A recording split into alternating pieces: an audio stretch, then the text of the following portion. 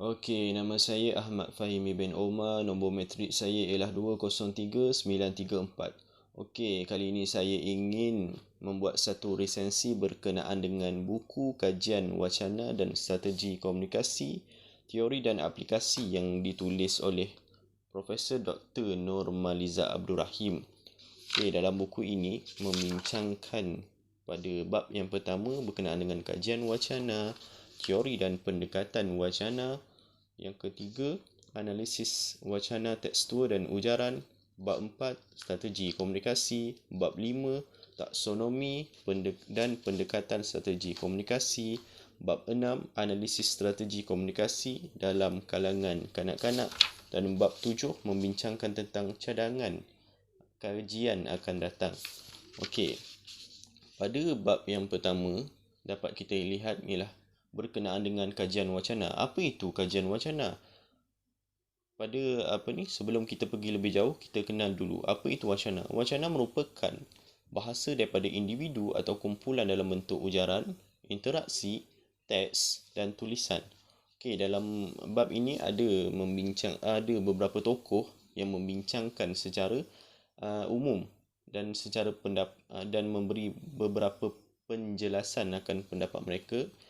Dan tokoh yang pertama ialah Houghton 1992, tokoh yang kedua Brown dan Yulee 1983, tokoh yang ketiga Stubbs 1983, Edmondson 1981, Kamus Dewan edisi keempat Asma Haji Omar 1986, Ramina Haji Sabran dan Rahim Syam 1985, Normaliza Abdul Rahim 2014, Halide dan Hassan 1985 dan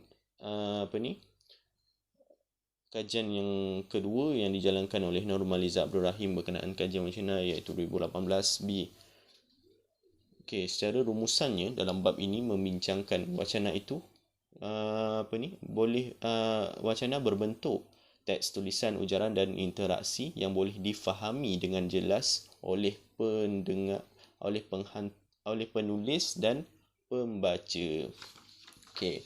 Bab yang kedua pula membincangkan tentang teori dan pendekatan wacana. Okey, apa yang dikatakan dalam bab ini? Bab ini menerangkan tentang teori yang diperkenalkan oleh tokoh-tokoh yang menganalisis wacana. Yang pertama ialah kita dapat lihat teori analisis wacana Brown dan Yulee 1983 yang menyenaraikan 4 elemen wacana. Yang pertama, praandaian, implikator, rujukan dan inference. Dan Brown dan Yulee 1983 ini juga menyatakan wacana suatu bentuk yang boleh dianalisis melalui kajian teks, tulisan, ujaran dan interaksi.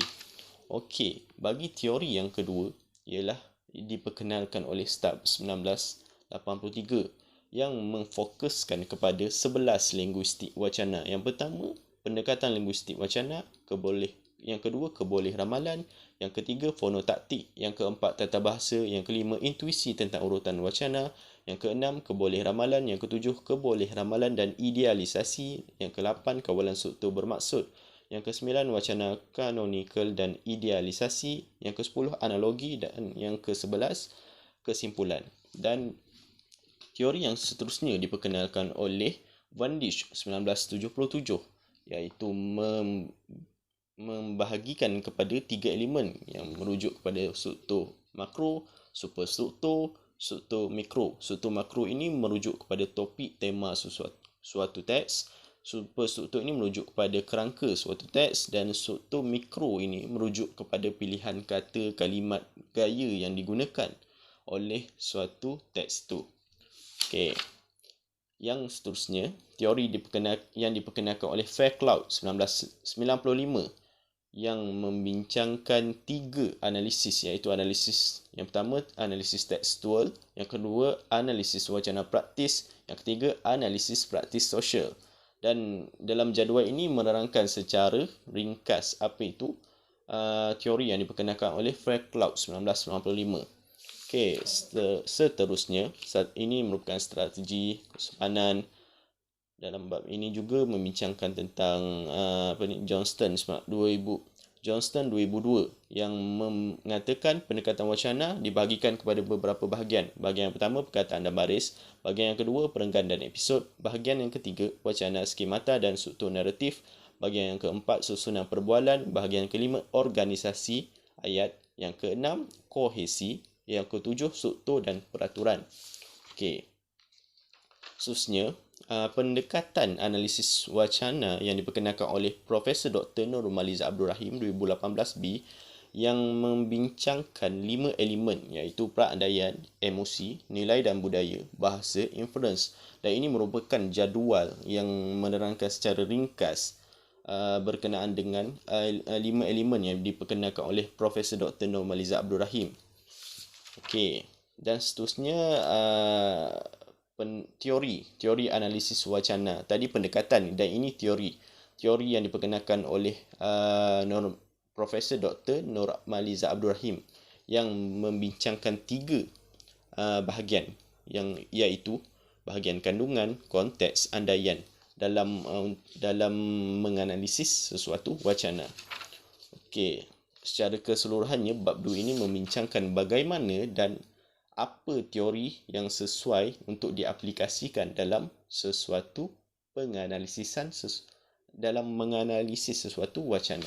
Okey, bab yang ketiga membincangkan tentang analisis wacana tekstual dan ujaran. Dan ini membincangkan analisis yang diperkenalkan oleh kajian yang dijalankan oleh Profesor Dr. Nurmaliza sendiri berkenaan dengan cerita sosial. Okey, yang pertama berkenaan dengan model penceritaan nilai sosial cerita kanak-kanak. Kedua, cerita sosial. Ada 5 cerita sosial yang dibincangkan dalam bab ini. Ada 5 cerita sosial yang dibincangkan dalam bab ini, dan seterusnya kaedah kajian yang dijalankan, prosedur, analisis, dan ini merupakan keputusan kajian ini yang merujuk kepada teori analisis wacana yang diperkenalkan oleh Profesor Dr. Nurmaliza Abdul Rahim. Yang pertama, kandungan. Okey, yang kedua, dan ini merupakan penerangan dalam kandungan yang dianalisis. Okey, yang kedua, analisis tekstual, kandungan, konteks, dan satu lagi andaian. Ini merujuk kepada teori analisis wacana yang diperkenalkan oleh Profesor Dr. Nurmaliza Abdul Rahim. Dan dalam ini ada membincangkan secara keseluruhan, secara terperinci berkenaan dengan analisis wacana yang menggunakan teori analisis yang diperkenalkan oleh Profesor Dr. Nurmaliza Abdul Rahim. Okey, seterusnya rumusan yang boleh dibuat dalam bab ini ialah bab ini memberi pendedahan kepada masyarakat secara keseluruhan, terutamanya keluarga, guru, ibu bapa dalam mengatasi atau beradaptasi dalam keadaan menguruskan kanak-kanak yang istimewa ini. Dan kajian ini membantu mencari penyelesaian terhadap masalah yang timbul berkenaan dengan kanak-kanak istimewa ini. Dan kanak-kanak secara jelasnya daripada penceritaan cerita sosial ini, daripada analisis cerita sosial ini dapat kita lihat kanak-kanak istimewa ini memerlukan perhatian, dorongan dan pembelajaran berterusan supaya dapat menjalani kehidupan yang seterusnya. Okey, model penceritaan cerita sosial ini dapat membantu dapat membantu dalam memberikan kesedaran terhadap kanak-kanak istimewa ini. Okey, seterusnya bab yang keempat, strategi komunikasi. Okey, ni yang saya highlight ini merupakan tokoh-tokoh yang membincangkan tentang strategi komunikasi. Terence, Linker, Weber, Huis, Zerfas, Heder et al., Ruler, Weather et al., dan banyak lagi, Nurmaliza, Abdul Rahim, Winkler, Ether, O'Connor et al., Wook et al., Northup et al. Normaliza Abdul Rahim 2019. Dan dalam bab ini strategi komunikasi diterangkan secara lebih jelas. Apa yang dapat disimpulkan daripada keseluruhan bab ini ialah dalam bab ini strategi komunikasi merupakan salah satu perkara yang penting untuk membina interaksi antara satu sama lain. Okey.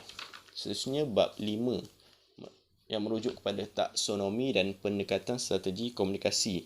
Dan dalam bab ini juga ada tokoh-tokoh yang menerangkan tentang apa itu taksonomi dan pendekatan strategi. Yang pertama Terence 1977, Johnston 1989, Fehr dan Casper 1983, Dornier dan Scott 1977. Dan pendekatan strategi komunikasi yang diperkenalkan oleh Profesor Dr. Normaliza Abdul Rahim.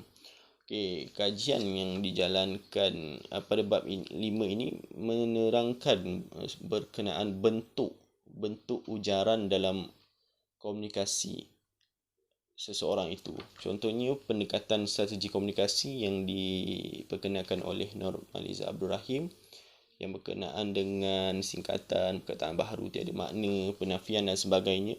Dia menerangkan apa itu singkatan dan memberi contoh. Contohnya saya nak makan nasi sekarang, saya juga mahu ayam goreng yang kecil itu. Dan dia memberi contoh dan bentuk ujaran bagaimana singkatan itu. Nak tu. Dia memberi gambaran ujaran yang diujarkan seseorang dalam bentuk perkataan singkatan. Dan banyak lagi penafian ni bukan, tidak dan sebagainya.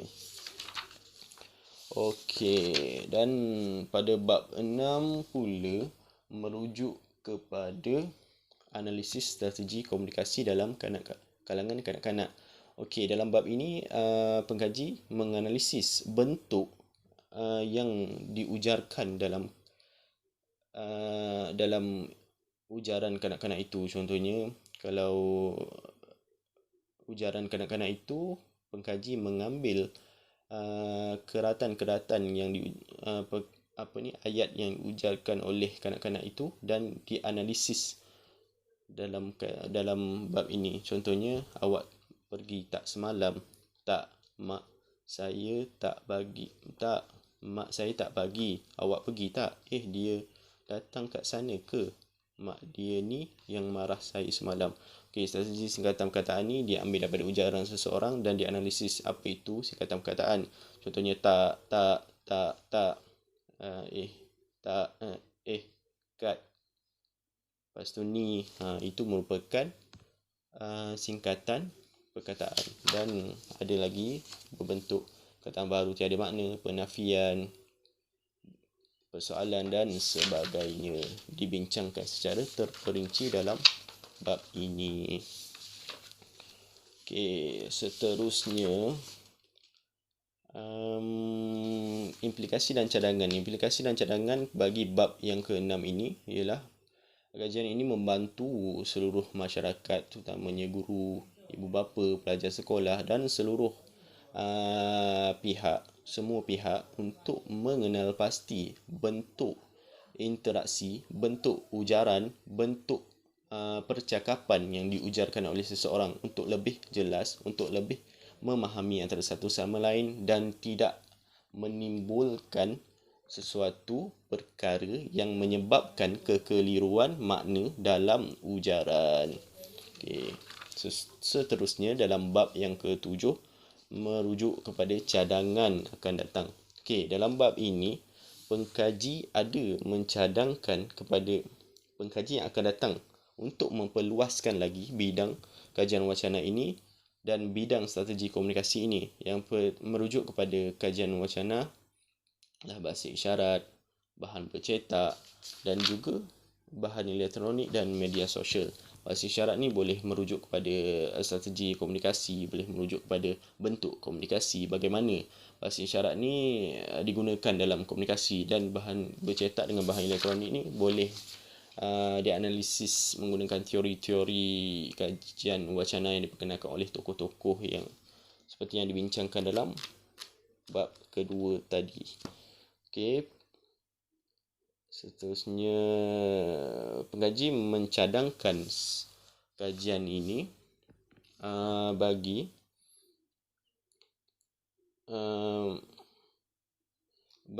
memperluaskan lagi bidang ini, bidang kajian wacana dan strategi komunikasi yang merupakan bersangkutan dengan apa yang dibincangkan daripada bab yang pertama sehinggalah bab yang ke-6. Okey, dan seterusnya itu sahaja daripada saya untuk resensi buku pada kali ini yang bertajuk Kajian Wacana dan Strategi Komunikasi, Teori dan Aplikasi, yang ditulis oleh Normaliza Abdul Rahim. Sekian, terima kasih.